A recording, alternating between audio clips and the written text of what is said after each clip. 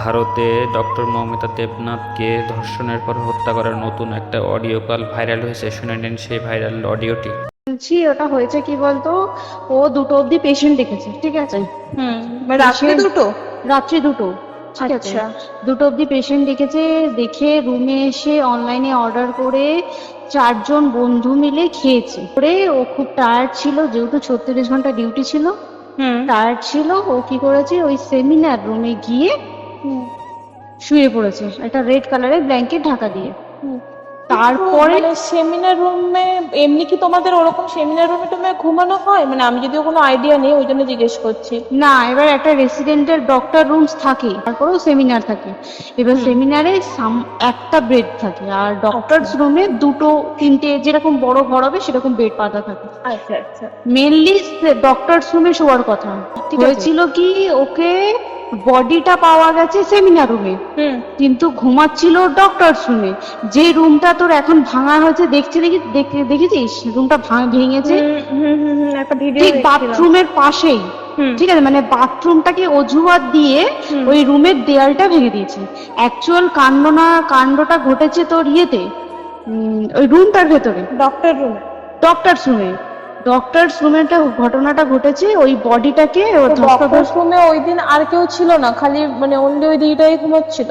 হ্যাঁ, এবার তোকে আমি বলি, অন কলে নিশ্চয়ই একজন থাকবে না, ওর জুনিয়র সিনিয়র মিলে থাকে। এমনকি থার্ড ইয়ার একজন থাকবে, ফার্স্ট ইয়ারে ইন্টার্নশিপরা যারা থাকে তারা ইন্টার্নরা থাকে। আর চেস্ট এমন একটা ওয়ার্ড হচ্ছে, কোভিড এর পর থেকে প্রায় হামেশাই সবার শ্বাসকষ্ট হচ্ছে, মানে আসছে মানেই শ্বাসকষ্ট হচ্ছে। আর চেস্ট ওয়ার্ড আর চেস্ট মেডিসিন দুটোই পাশাপাশি ওয়ার্ড, ঠিক আছে? তো কেউ কি শুনতে পায়নি?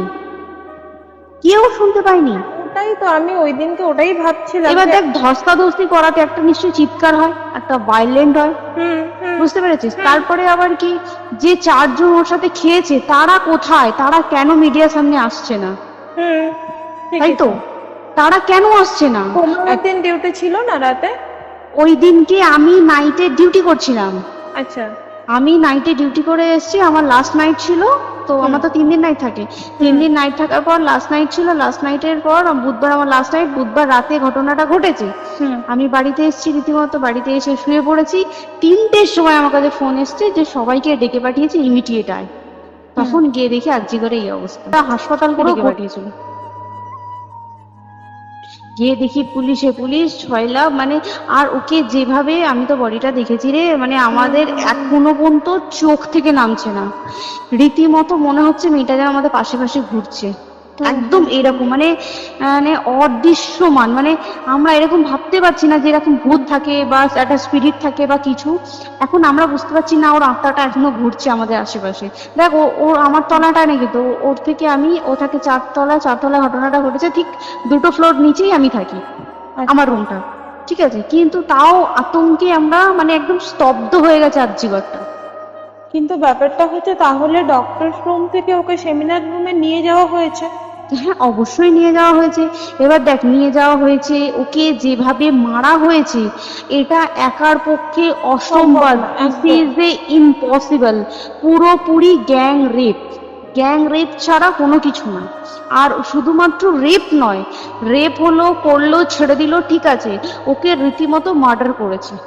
মানে মানে হিসেব মতো যা বুঝছি, মানে তোমার কথাতে, ওটা হচ্ছে ওর ওই বন্ধু বান্ধব মেয়েটা জড়িত। এক্স্যাক্টলি, হয় ওর বন্ধু বান্ধব কেউ, ঠিক আছে, মানে 4জনের মধ্যে কেউ, আইদার ওকে এমন কিছু করতে বলতে। দেখ, বড় বড় কোম্পানিতেও তো এরকম হয়, মানে হয় তুমি আমার সাথে কম্প্রোমাইজ করো, নয় তুমি চাকরি ছেড়ে চলে যাও, হয় তো। এখানেও সেরকম কিছু একটা হয়েছে। যাকে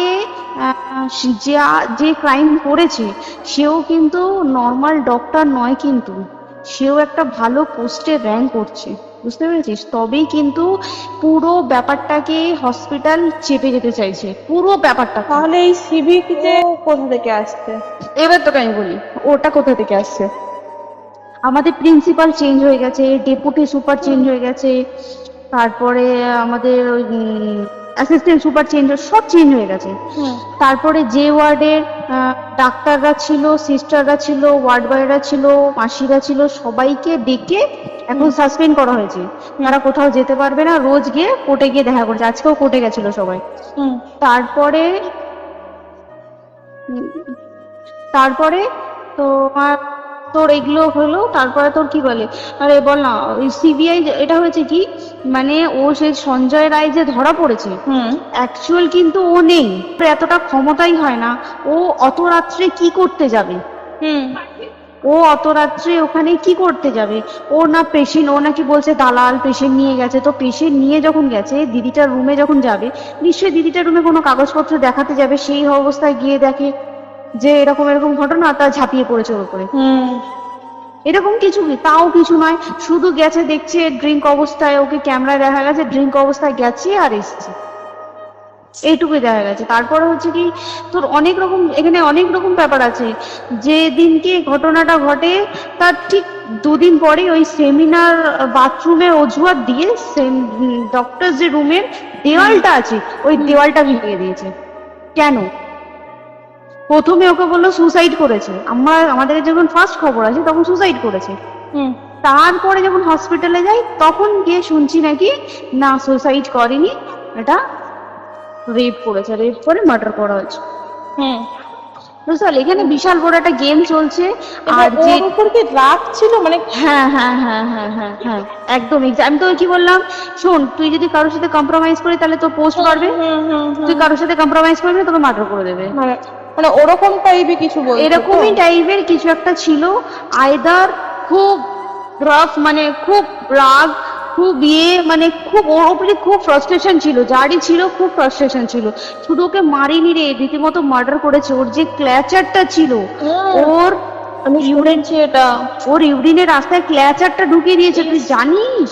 মানে কি বলবো, মানে ওকে দেখা যাচ্ছে না, আমরা তো দেখেছি নিজের চোখে, ওকে দেখা যাচ্ছে না। মানে একটা মৃত্যু কতটা, মানে এই তো মানে প্রচন্ড কষ্ট পেয়ে একটা মেয়ে মারা গেল। আর ওর যে গলাটা চেপে ধরেছে, আহ, ওর ওই চেপে ধরাতে মানে এতটাই জোরে চেপে ধরেছে যে ওর চোখ ফেটে রক্ত বেরিয়েছে। বুঝতে পেরেছিস? মানে মানে কি বলতো, যদি ধরা পড়ে না, উচিত মানে যারা এটার সঙ্গে দায়ী না, আর এই যে সিবিআইটা হয়েছে, সিবিআইটা একমাত্র আমাদের জোরেতেই সিবিআইটা এসছে। মানে আমরা ওই সঞ্জয় রায় একার পক্ষে সম্ভব না এইসব। তারপরে পোস্টমর্টম রিপোর্টে তুই জানিস ওই আমাদের ভাজাইনা থেকে 150 গ্রাম স্পার্ম বেরিয়েছে। পোস্টমর্টম রিপোর্ট 150 গ্রাম স্পার্ম, মানে বুঝতে পারছিস? নট এ ক্যালকুলেটেড, মিনিমাম কম করে 6 থেকে 7 জন করেছে ওকে রেপ। ছি ছি ছি। ওই জন্যই তো আমরা এতটা বেশি ভাইলেন্ট হয়ে গেছি, বুঝতে পেরেছিস? আর তারপর আমাদের দেখো, একটা মেয়ে তার কাজের জায়গাতেই ছিল, এমনটা নয় যে রাস্তাঘাটে কোনো বিপদ, তার কাজের জায়গাতেই সেফ নয়। শোন, দেখ বড় বড় কোম্পানিতে কি হয়, এগুলো হয়, মানে ধর রুমের ভেতরে হলো, যেমন কল সেন্টারে হয়, নাইট শিফটে হয়, এইগুলো একসেপ্টেবল।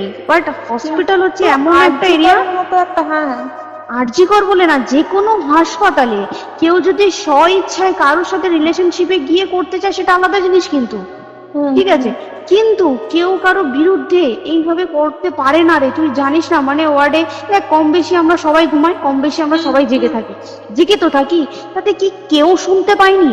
তার কি একদম ভাইলেন্স ছিল না? যদি কেউ না শুনতে পারে তাহলে ওর খাবারে কেউ কিছু মিশিয়েছিল,